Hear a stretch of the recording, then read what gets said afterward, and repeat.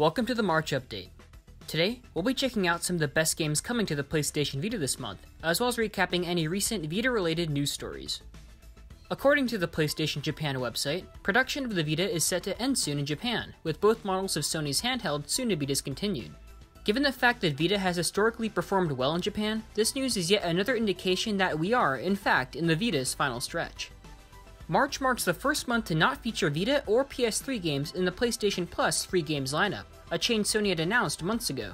Any free games you previously attained through PS Plus are still available to download and play via the Vita's virtual store. Winding up the news portion of our show on a slightly more optimistic note, alongside wishing the system a happy 7th birthday, Retallica Games have announced via a tweet that their mobile RPG, Devious Dungeon 2, will be coming to Vita, quote, soon. Platform and fight your way through 5 randomized worlds as you take on quests and earn new gear. Props to Retallica for continuing to support the Vita so late in the game. With those stories out of the way, let's take a look at March's new releases. First up, we have Otome, a classic run-and-jump platformer in which you assume the role of a greedy pea in search of gold. Complete 30 challenging levels as you narrowly avoid traps, escape from dungeons, and collect all the coins you can carry. The game's pixel look is inspired by old-school Game Boy games, befitting of its retro-inspired score. Otome launches digitally in the US and Europe on March 1st. Next up, we have GhoulBoy, a retro-inspired action platformer that blends RPG mechanics with hack-and-slash gameplay.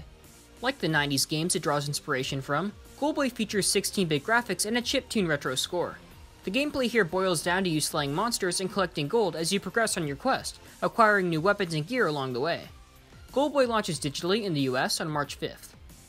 Once again making its way into the update is Fate Extrella Link, which is now coming to North America. A sequel to 2016's The Umbral Star, Link sees several different characters from across the Fate universe coming together to face a new threat.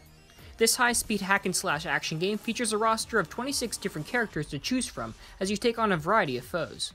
Fate Extrella Link at last comes to North America digitally on March 19th. Which brings us to the end of this month's update. Bear in mind that these aren't all the Vita games releasing this month. There are also a handful of new visual novels to check out, should you be interested. For a full list of March's new Vita releases, see the description box below.